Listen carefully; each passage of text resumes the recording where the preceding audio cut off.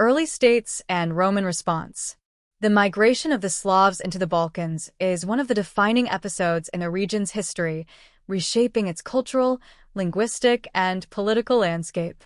This movement, part of the larger migration period, occurred primarily between the 6th and 7th centuries CE. The process was complex, influenced by internal dynamics among the Slavic peoples and external pressures from neighboring empires like Rome and Byzantium. 1. Origins and early movements. The Slavs originally inhabited areas north of the Carpathian Mountains and along the Dnieper River in Eastern Europe. They were primarily agrarian, organized in tribal communities, and skilled in adapting to forest and riverine environments.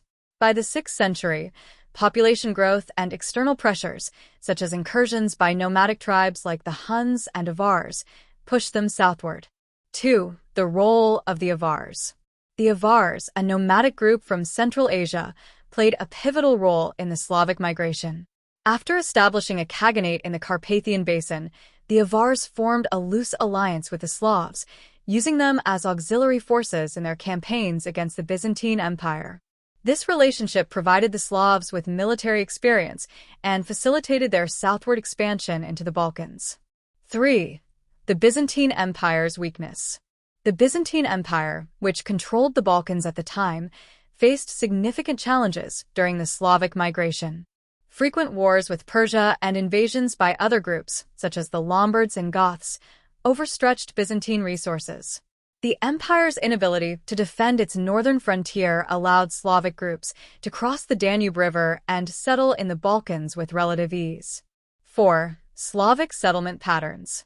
Once in the Balkans, the Slavs established settlements in rural areas, often avoiding heavily fortified cities. Their agricultural lifestyle suited the region's fertile lands, and their social structure, based on tribal organization, allowed for flexible adaptation. Over time, they assimilated aspects of local culture while maintaining their linguistic and cultural identity. 5. Roman and Byzantine responses. Initially, Roman and Byzantine authorities struggled to respond effectively to Slavic incursions. Attempts to repel them were hampered by internal instability and external threats. By the late 6th century, Emperor Maurice launched campaigns to secure the Danube frontier, but these efforts achieved only temporary success. The 7th century saw a more organized response under Emperor Heraclius, who sought to fortify remaining strongholds and negotiate with Slavic leaders.